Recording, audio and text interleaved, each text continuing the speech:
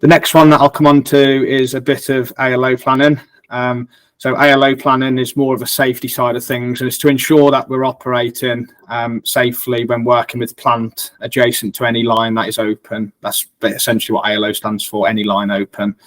So for any rail user, they will know that if you are within, if the back of the piece of plant or the slew radius of the piece of plant comes within 3 meters of the nearest open line, when you are working in there, you have to have what's called an ALO plan agreed, and you get different systems and different controls and procedures need to be implemented based on the offset from track. So in this area, in this particular area here, you can see the green areas which we've marked up from Sensat. So we took distance measurements from the rail line to the toe of the cliff. And what we're basically doing is putting a rig and launching a rig onto the face of the cliff face. So the rig is about 3.4 meters in length. So I know that if I'm going to be coming in within 2.4 meters,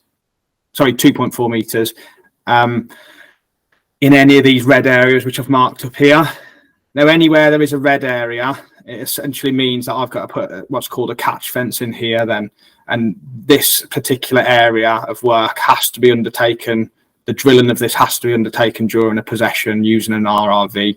So then when I upload the model into there, I can very quickly count up the number of nails which are in this red zone that I've marked up, and it will tell me how many nails need to be drilled by possession. Now that changes price significantly on a tender, if based on if you're drilling it with a slope rig from the top or whether you're drilling it with an RRV from track. So I've marked up the areas in this section here. I've calculated the total length. If I click onto the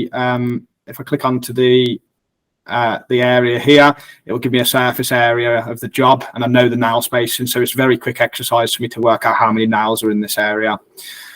Another example, I've put some other examples in here where we've actually physically put the catch fence in after the completion of the works, where we've got a slope rig working above, and then, like I say, anything in this particular area below here needs to be drilled from track side. So this is the catch fence which I kind of cover off in the ALO planning documents here.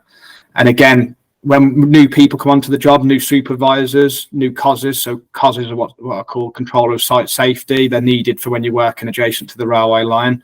I can very quickly bring the supervisor and the COS up to speed with the work area. I can show them in the design documents which I've put through to our possession planning team about how we're going to manage and implement controls in this area to enable the work to be undertaken safely. So from a safety point of view and for bringing people up to speed very quickly on the project, Sensat's extremely useful for that as well. And I've used the kind of distances in here to prove to the ALO planner that what we're doing beyond this point is safe without a catch fence being installed.